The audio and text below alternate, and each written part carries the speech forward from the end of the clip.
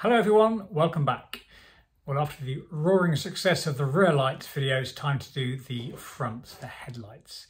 And they come out in a slightly different way, but I'm expecting to find much the same behind the body of the lenses when we get the actual bodywork exposed.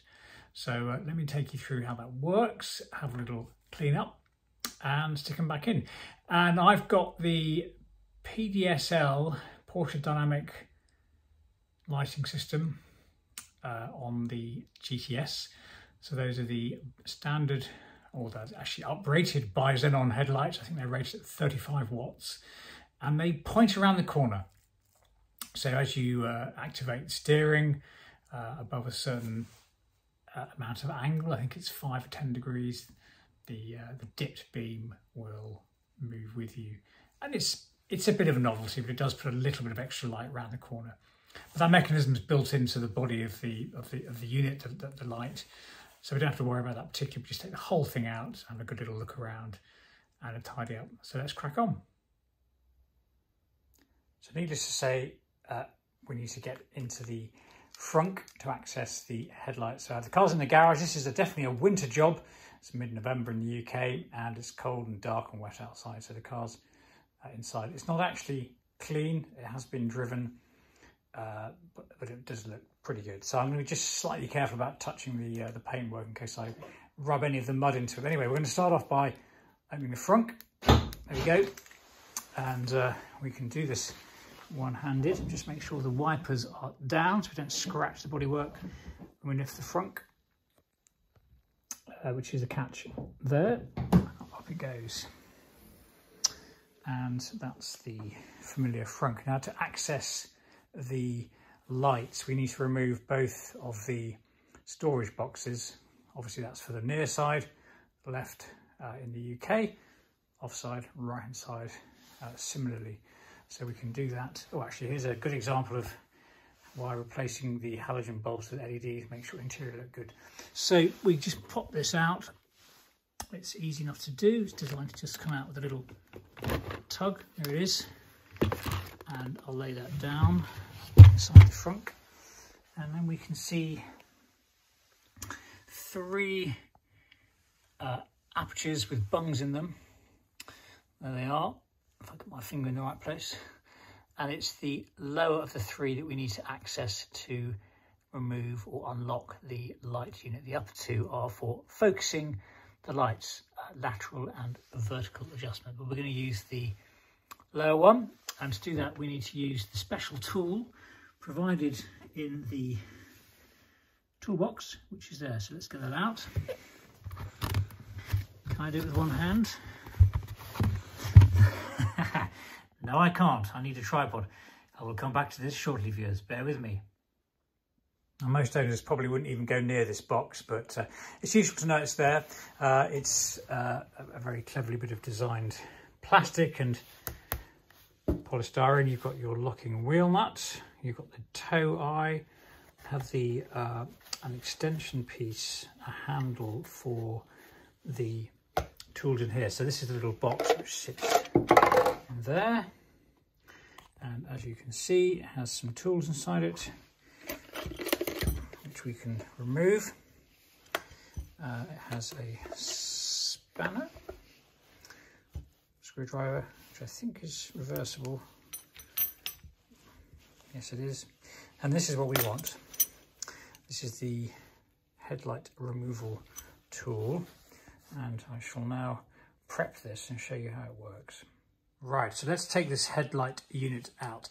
If you've seen this before, you know how it works. If you haven't, it's a rather nice piece of engineering. So what's actually going to happen is this unit is going to be unlocked and very slightly pushed forward out of the wing, and for that reason, just to avoid any possible damage, I put a tiny bit of insulation tape just on the headlamp washer unit, just in case we catch this. This is plastic, this is metal, it shouldn't scratch it, but it might do, so I'm obviously being careful of the bodywork.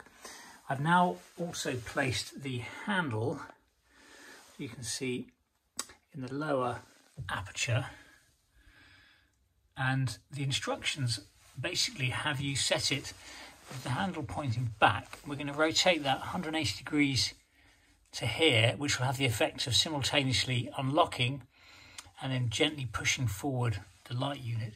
And then to release it, we then remove, let it come back to the 6 o'clock position. So let's do that now. You should hear a little click as it goes. There we go, that's the click. So as I now take it through from there forward, you should see the light unit just slightly come forward. And there it is, it's been pushed proud of the bodywork. So now I'll put this back into the neutral position effectively. There it is. And we should now be able to carefully remove that in its entirety, which I'll have to do off camera because I don't have a tripod yet. But the next shot you should see should be the body of that removed and the empty cavity where it was. And there we go, that's come out, and you can see what's involved here. So there's a tray that the sort of light unit mounts on, and it's this metal bar, which is just what we rotate using the lever from the front in here, and that's how it clips in and comes out. And you can see that the rest of it that's the back of the wheel arch, that's the plug, so all fairly straightforward really.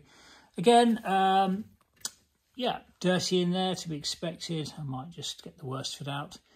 Not going to worry too much about it because it's not totally weather sealed, so it will be taking in more dirt in due course, but for now that is fine. So I'll give that a quick wipe. And then the light unit, just have a quick swing round. Yeah, these aren't cheap, are they?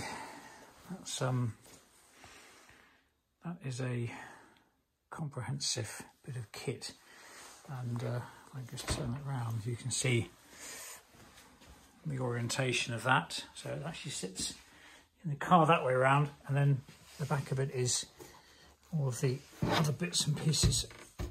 And because it's got the xenon lights, I understand that these are the units that control that, which is all very complicated. And yeah, various part numbers unique to this spec, and there we go. So that is all as expected. It's interesting, isn't it? Look, you can see that one there is a 991 part number, so that's this unit here is equivalent in the 911 as well, and then the body itself is 981, so this application is for the Boxster. Right, that isn't too grubby either. Quick wipe with a bit of citrus cleaner should just improve that slightly, and we can pop it back in.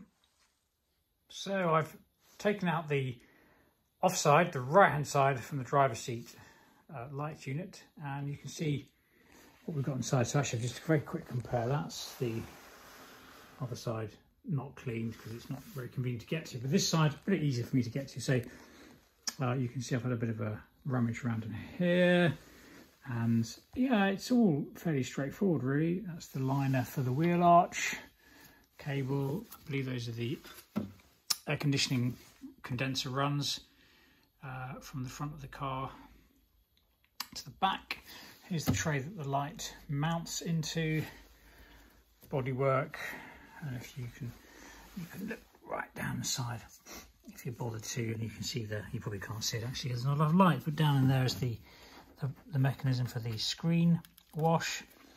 And as before, we've got some hard watermarks where water's just sat on the body structure here after it's been washed, and that's fine, there it is. So that's probably all it needs in there. Might put a bit of detailing spray, but it's pretty straightforward. And then the light will go back in there. Right, just in the thick of cleaning the right-hand side lamp unit. And if, like me, you like to do a thorough job, well, you can. It's all coming up perfectly well. I'm not going to worry about the oxidization on the aluminium body of the bi-xenon controllers. That's hard to remove and unnecessary. The white balance is changing there. But what I have discovered is there is a weather seal which does sit around the teardrop shape. It's literally just a press fit, and it can be removed very easily, gently but easily, and that basically sits along here and on the reverse of that. So I've done that. I can just clean the grubbiness out of that, likewise on the interior of that, and then we can just pop that back on. I'm just using a citrus degreaser diluted down. That's just a generic bottle, so nothing abrasive. It literally is just water, effectively a bit of solvent, natural solvent. Get stuck on the cross machine. Yeah, so that's all coming out, and then that'll be ready to go back in. Taking care when I'm working here just to protect the clear lens with a cloth, make sure it doesn't get dirty either, so we're not grinding paste grit into that. But yeah, it's coming on quite well, quite pleased with that. So there we have it. That is one unit cleaned, and a little bit of detailing spray. I mean, just to sort of lift the surface really, but it's come up rather well actually, if I say so myself. These are complicated units, and you can see why they cost so much to replace.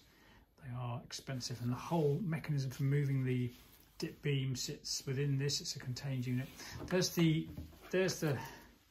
gasket, clean, and that just presses on here. It's very straightforward. Just get that in focus for you. Just these little rubber fingers and the corresponding holes on the gasket that just sits nicely around there. So I'll put that back on, having cleaned it all, and that's ready to go back in now. Happy with that. I've decided not to put any cleaning products in here. In all honesty, it doesn't need it. It's only going to get grubby again. I might just put a very, very small amount of grease just here and here, which is in there, which is where the unit slides in. And again, that doesn't really solve a problem that I have. It just means that it'll just move in and out more easily next time I take them out, which hopefully won't be for a while, because this is not a job that needs to be done at all, in all honesty, and certainly not regularly. 3, 4, 5 years, take your pick. But so far, so good. So I'll just do just that, and then we'll pop the gasket back on the lamp unit, clip it in, and put it all back together again. Okay, so that's gone back in very well, really. It's pretty straightforward. Now you know how it works, and yeah, I mean, not much to show. It's a headlight unit back in the wing. Taking the tape off, just put a little bit of detailing spray just to sort of make me feel proud of the job. Well done, really. So that's one side done. You can see it fits nice and snugly around the edge with that rubber seal just sitting behind there. You can just see it in the edge, and that's largely keeping the weather out. Obviously much more air pressure at the front of the car than the rear when moving through the air. Yeah, all fine. So that's gone in. I've reclosed the rubber grommet seal, put the unit back in on that side, and that leaves this side to now clean and complete, which I might have to move the car out of the garage for slightly because it's not terribly easy to get to, but you can see what that involves. So I shall do that, and then yeah, that'll be that finished as well, which is very pleasing. So we'll crack on with that.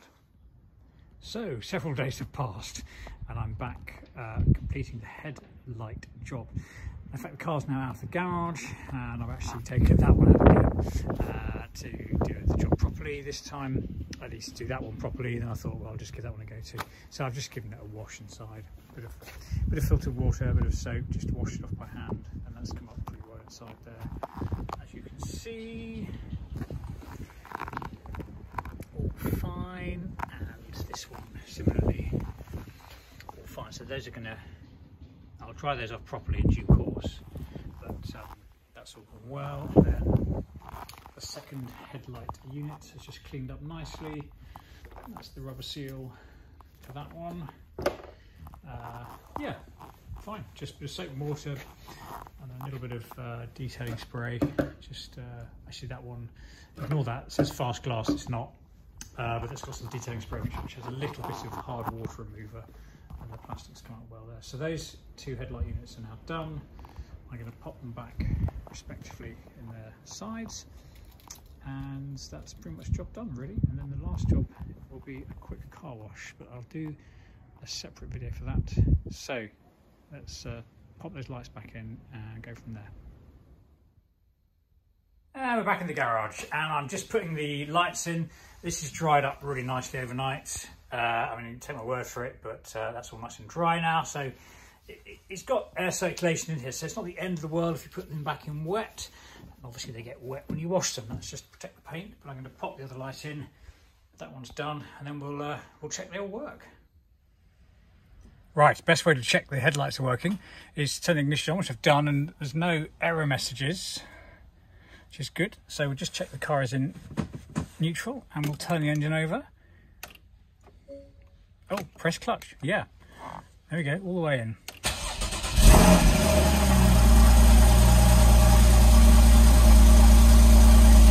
Well, that sounds pretty good.